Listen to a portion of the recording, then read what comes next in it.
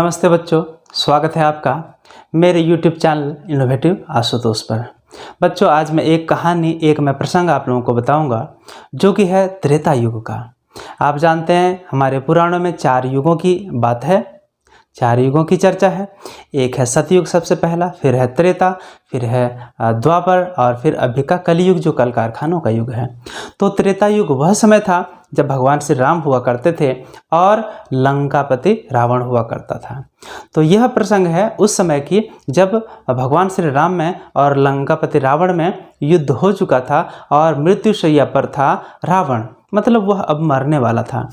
तो इस समय पर भगवान श्री राम ने अपने अनुज लक्ष्मण को कहा कि हे अनुज, अब भले ही हमारा दुश्मन था लंकापति रावण, लेकिन वह पूरी दुनिया में, पूरे विश्व में बहुत बड़ा विद्वान था। उससे बड़ा कोई विद्वान नहीं था, उससे बड़ा कोई ज्ञानी नहीं था। तीनों लोकों में कहने का मतलब स्वर्गलोक, नरकलोक और पृथ्वीलोक, या बोल सकते हैं आकाश लोक, आकाश, पाताल और पृथ्वी, तीनों में उसके समान कोई विद्वान नहीं था। तो लक्ष्मण जो हैं वो गए उसके पास और कहा कि लंकेश, तुमको जो भी अनुभव है, जो ज्ञान है, तुम्हारे पास शिक्षा है, वह तुम मुझे दे दो, क्योंकि अब तो तुम्हारी मृत्यु होने वाली है, तुम तो अब मृत्युशैया पर हो। और वो सिर तरफ खड़े होकर के बोल रहे थे लक्ष्मण। तो यह सुनकर चूँकि रावण जो है लक्ष्मण का मुख भी नहीं देख पा रहे थे, तो रावण चुपचाप रहा। और थोड़ी देर रुकने के बाद लक्ष्मण वापस आ गए अपने भैया श्री राम के पास और उन्होंने कहा, देखिए भैया, अभी मृत्यु होने वाली है रावण की, इसके बाद भी उसकी अकड़ देखिए कि मैंने कहा कि जो भी ज्ञान है तुमको हमको दे दो, तो वह अभी भी उसी अकड़ में जी रहा है, मतलब कुछ पल में वह मरने वाला है फिर भी। तो भगवान श्री राम ने तरकीब बताई कि देखो कि भले ही वह हमारा दुश्मन था और चूँकि वह विद्वान है, हमको उससे कुछ चाहिए, तो हमें झुक करके विनम्र भाव से ही हमें कुछ उनसे लेना चाहिए।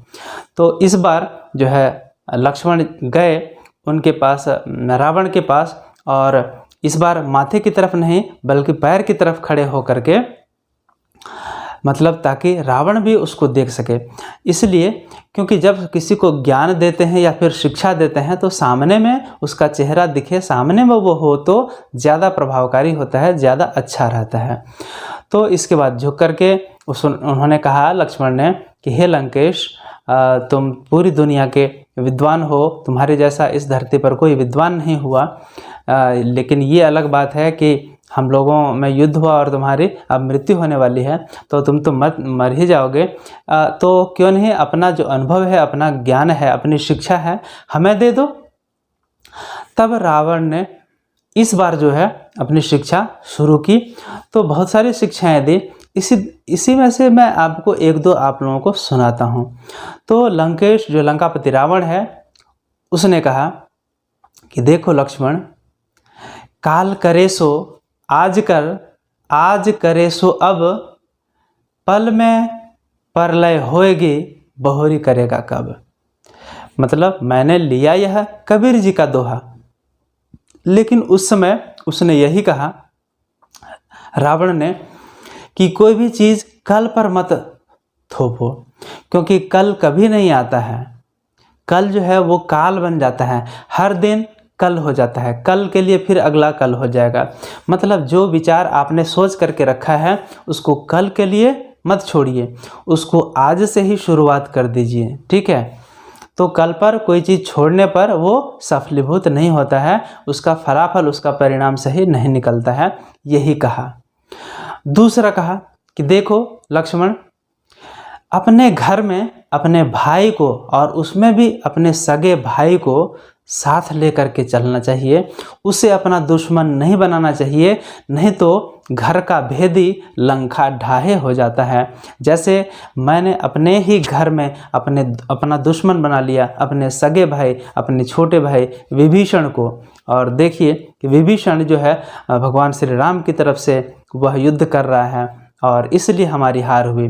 तो आपके घर का जो सदस्य है उससे आपको मिलजुल करके रहना है, अपने भाई को ही अपना दुश्मन नहीं बनाना है, नहीं तो कोई तीसरा जो है आपके घर पर, आपके राज्य पर, आपके देश पर वो राज करने लगेगा, उसका उसकी पकड़ हो जाएगी। इसी तरह उसने आगे कहा कि घमंड नहीं करना चाहिए कि हम ही विश्व में सबसे ज़्यादा ज्ञानी हैं, सबसे ज़्यादा सर्वशक्तिशाली हैं, ऐसा नहीं मानना चाहिए। और फिर आगे उसने कहा कि किसी की भी पत्नी को, किसी की भी भार्या को, है ना, बुरी दृष्टि से नहीं देखना चाहिए और उसके साथ बुरा बर्ताव भी नहीं करना चाहिए। यही कारण है कि जबरन मैंने किसी की पत्नी को, किसी नारी को, किसी की भार्या को ज़बरदस्ती मैंने किडनैप करके, मतलब अपहरण करके, हरण करके लाया, और उसका परिणाम क्या निकला कि हमारे पूरे वंश का नाश हो गया। तो नारी के प्रति सम्मान का भाव तुम लोग रखना, ये मैं सीख तुम लोगों को दे करके जा रहा हूँ। आगे उसने कहा कि किसी को भी कम करके नहीं आंकना चाहिए, किसी को भी छोटा नहीं समझना चाहिए। जिस तरह तलवार और सुई की हम लोग बात करें तो सुई भले ही छोटी हो और तलवार लंबी हो, तलवार खूब धारदार हो और सुई छोटी हो, लेकिन सुई यदि किसी को चुभो दें तो वह भी जो है उसे भी दिन में तारे दिखने लगेंगे। दोनों का अपना अलग महत्व है। ऐसा नहीं है कि तलवार में बहुत धार है, तलवार बड़ी होती है, तलवार चमकीली होती है, तलवार जो है वजनदार है तो वह ज़्यादा आक्रामक है, वह ज़्यादा घात कर सकती है। घात तो कर सकती है, लेकिन सुई यदि किसी के शरीर में घुसा दें तो फिर सेप्टिक हो जाएगा, उसका वहाँ वो हिस्सा सड़ जाएगा, है कि नहीं। तो दोनों का अपना अपना महत्व है, दोनों का अपना अपना इम्पोर्टेंस है। जैसे जो काम सुई कर सकती है, क्या तलवार कर सकती है? तलवार फाड़ सकती है, काट सकती है, लेकिन क्या वह कपड़ों की सिलाई कर सकती है? क्या वह जूते चप्पलों की सिलाई कर सकती है? नहीं कर सकती है। तलवार काट भले ही सकती है, वह जोड़ नहीं सकती है। उसी तरह सुई वो काम कर सकती है जो तलवार नहीं कर सकती है। उसी तरह तलवार वह काम कर सकती है जो सुई नहीं कर सकती है। तो दोनों की तुलना बेकार है। तो किसी को छोटा नहीं समझना चाहिए। मैंने सोचा कि ये बंदर हमारा क्या बिगाड़ लेंगे, ये मानव प्राणी हमारा क्या बिगाड़ लेंगे, और आज देखो इन्हीं मानव के हाथों, इन्हीं वानर सेना के हाथों, इसी आदिवासी के हाथों, इसी जंगलवासी के हाथों हमारा पूरा वंश का सर्वनाश हो गया। और इस तरह और भी कई सारे ज्ञान जो हैं, जो शिक्षा है, वो लक्ष्मण को दिया और भगवान श्री राम ने भी सुना, इसको ग्रहण किया। तो कोई भी विद्वान हो जिसको अनुभव है, जो बुजुर्ग हैं, जो बड़े हैं, हमसे उनको ज़्यादा अनुभव है जीवन का या भी कोई विशेष क्षेत्र का, तो हमें उनसे सीख लेनी चाहिए, उनसे हमें झुक करके नम्रतापूर्वक जो है वो सीखना चाहिए, ज्ञान लेना चाहिए, शिक्षा लेनी चाहिए।